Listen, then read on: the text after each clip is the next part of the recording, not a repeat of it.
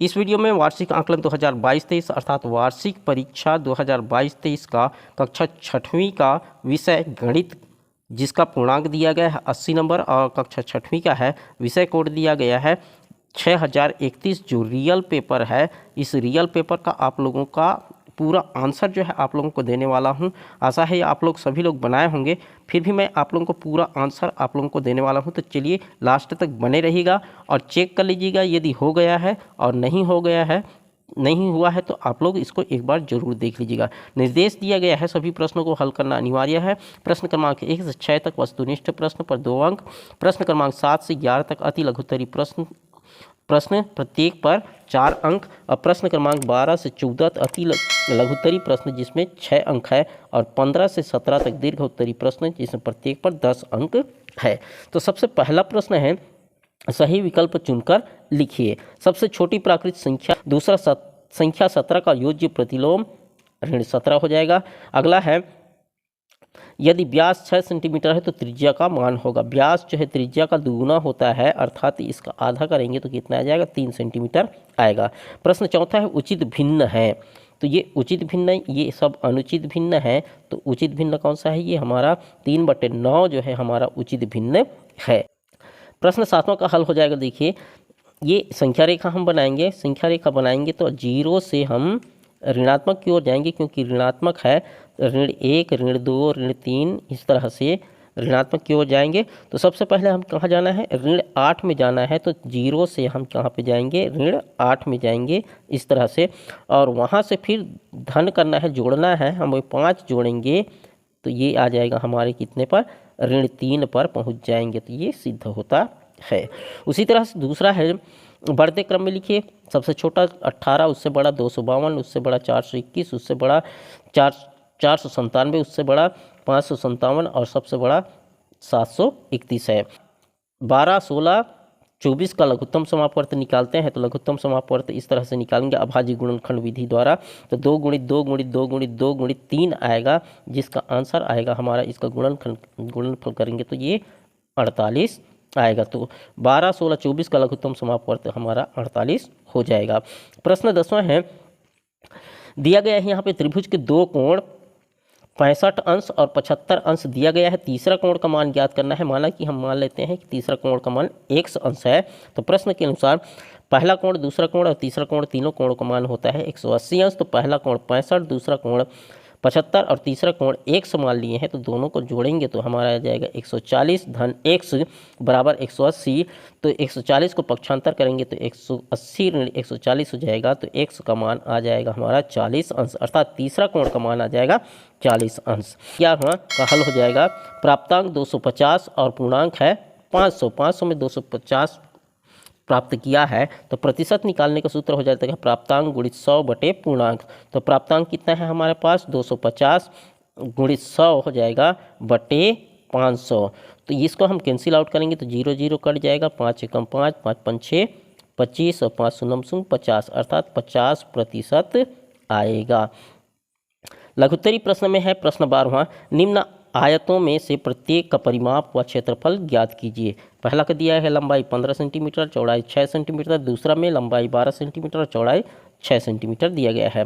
प्रश्न 13वां है, निम्न समीकरण को हल कीजिए। x धन 3 बराबर 10, और दूसरा दिया है 6 बराबर y धन 4। 14वां नंबर का प्रश्न देख लेते हैं, चांदी की सहायता से निम्न कोण बनाइए। कोण बनाने के लिए दिया गया है। प्रश्न 12वां का आंसर हो जाएगा, दिया गया है हमारे पास लंबाई 15 सेंटीमीटर, चौड़ाई 6 सेंटीमीटर। तो आयत का क्षेत्रफल बराबर होता है लंबाई गुणित चौड़ाई। 15 गुणित 6 करेंगे तो 15 छक्के 90 वर्ग सेंटीमीटर हमारा क्षेत्रफल आएगा। उसी के यदि हम परिमाप निकालते हैं तो परिमाप, आयत का परिमाप बराबर हो जाता है 2 गुणित कोष्टक में लंबाई धन चौड़ाई। तो लंबाई का मान हम रख दिए 15 सेंटीमीटर और चौड़ाई 6 सेंटीमीटर, दोनों को जोड़ेंगे तो 15 और 6 21 हो जाएगा। कोष्टक हटाएंगे तो गुणा हो जाएगा, तो 21 दूने 42 सेंटीमीटर इसकी परिमाप आएगा। दूसरा प्रश्न दिया गया था जिसमें लंबाई 12 सेंटीमीटर और चौड़ाई 6 सेंटीमीटर है। तो इसका क्षेत्रफल निकालेंगे तो 12 छक्के 72 वर्ग सेंटीमीटर इसका क्षेत्रफल आएगा। और यदि इसका परिमाप देखते हैं तो परिमाप बराबर हो जाएगा 2 कोष्टक में लंबाई धन चौड़ाई, लंबाई 12 सेंटीमीटर, चौड़ाई 6 सेंटीमीटर दिया गया। दोनों को जोड़ेंगे सबसे पहले तो 18 आ जाएगा, कोष्टक हटाएंगे तो गुणा का चिन्ह हो जाएगा, तो 18 दूने 36 सेंटीमीटर इसका आंसर आएगा। प्रश्न 13वां है, समीकरण को हल करेंगे, x धन 3 बराबर 10 है, तो 3 को हम पक्षांतर करेंगे तो इधर धनात्मक है, इधर आएगा तो ऋणात्मक हो जाएगा, तो 100 बराबर हो जाएगा हमारा 7। उसी तरह से दूसरा है 6 बराबर y धन 4। अब 6 बराबर y धन 4 है तो हम इसको इधर लिख लेते हैं और 6 को राइट साइड में लिख देते हैं, तो इसके मान में कोई अंतर नहीं आता है। फिर उसके बाद जो है y बराबर ये 4 को हम इधर पक्षांतर करेंगे तो इधर धनात्मक है तो इधर ऋणात्मक हो जाएगा, तो 6 में 4 घट जाएगा, तो y बराबर आ जाएगा हमारा 2, इसका आंसर आएगा। और प्रश्न 14वां है, इसका ये इस तरह से क्या करना था, चांद की सहायता से आप लोगों को कोण बनाना था। दीर्घ उत्तरी प्रश्न में प्रश्न 15वां है, निम्न गुणनफल ज्ञात कीजिए। पहला दिया है 2 गुणित 3 गुणित ऋण 5, दूसरा 8 गुणित ऋण 5 गुणित ऋण 6, तीसरा ऋण 4 गुणित 3 गुणित ऋण 2, चौथा 3 गुणित 0 कोष्टक में ऋण 2, पाँचवां ऋण 6 को दूसरे कोष्टक में ऋण 4 गुणित 1। निम्न के मान ज्ञात कीजिए, और ये दिया गया है, इस तरह से प्रश्न दिया गया है। चलिए अगला प्रश्न देख लेते हैं। 16वां प्रश्न में, एक शाला में आज 26 जनवरी के दिन 200 लड्डू लाए गए थे, उनमें से 90% लड्डू छात्रों में बांट दिए गए, बचे हुए लड्डुओं की संख्या ज्ञात कीजिए। 90 अंश का कोण बनाइए और उस पर सममिति रेखा खींचिए। अथवा किसी कक्षा में 20 छात्रों ने गणित की जांच परीक्षा में 5 में से निम्न अंक प्राप्त किए, इन प्राप्त अंकों को टेली विधि से सारणीबद्ध कीजिए। या दुब्बा में दिया है, निम्न की परिभाषा लिखिए, समकोण और त्रिभुज। और 17वां प्रश्न है, यदि 6 पेन की अधिकतम कीमत 72 रुपये है तो 1 पेन की कीमत बताइए। दूसरा दिया है, ब में निम्नलिखित व्यंजकों में एक पदी और द्विपदी व्यंजक को पहचान कर लिखे। बहुत ही अच्छा क्वेश्चन दिया गया था, बहुत टफ क्वेश्चन नहीं दिया गया है। चलिए ये प्रश्न आप देख ही ले रही हैं, इसका आंसर आप देख लेते हैं। प्रश्न 15वां का आंसर देखते हैं। पहला में दिया है 2 गुणित 3 गुणित दूसरे कोष्टक में ऋण 5, तो कोष्टक लगा है मतलब कोष्टक हटाएंगे तो उसके जगह में क्या हो जाएगा, गुणा का चिन्ह हो जाएगा। तो 2 गुणित 3 गुणित 5 ऋण 5 है, तो 2 तिया 6 हो जाएगा, और यहाँ पे 6 गुणित ऋण 5 हो जाएगा। तो यहाँ पे धन है और यहाँ पे ऋण है, धन में ऋण का गुणा ऋण हो जाएगा, 5 छक्के 30, ऋण 30 हमारा आंसर आएगा। दूसरा में 8 गुणित ऋण 5 गुणित ऋण 6 है, तो यदि 2 ऋणात्मक है, 2 ठो ऋणात्मक चिन्ह है, तो वहाँ पे जो भी आंसर आएगा वो धनात्मक में आएगा। यदि विषम संख्या में ऋणात्मक चिन्ह है तो ऋणात्मक में आएगा। तो 8 गुणित 30, तो ये आ जाएगा 240। तीसरा है ऋण 4 गुणित 3 गुणित ऋण 2, इसको हम गुणा करेंगे। देखिए कितने चिन्ह हैं, 2 चिन्ह है, सम संख्या में चिन्ह है, अर्थात उत्तर जो आएगा धनात्मक में आएगा। 4 तिया 12 गुणित ऋण 2, ऋण 12 गुणित ऋण 2 हो जाएगा, तो ऋण में ऋण का गुणा धन हो जाएगा, ये धनात्मक हो जाएगा, 12 दूने 24, ये इसका आंसर होगा। अब 3 गुणित 0, यहाँ पे दूसरे कोष्टक में ऋण 2 है, कोष्टक हटाएंगे तो इसके जगह में गुणा का चिन्ह आ जाएगा। तो किसी भी संख्या में हम 0 से गुणा करते हैं तो उसका आंसर क्या आता है, 0 आता है। चौथा प्रश्न है ऋण 6, पहले कोष्टक में दूसरे कोष्टक में ऋण 4 गुणित 1, तो 2 ऋणात्मक चिन्ह है अर्थात सम संख्या में है, अर्थात ये धनात्मक में आंसर आएगा। तो 6 चौक 24 हो जाएगा, गुणित 1 अर्थात 24 इसका आंसर आएगा। ब में दिया गया है 13/7 गुणित 3/26 भागित 1/18।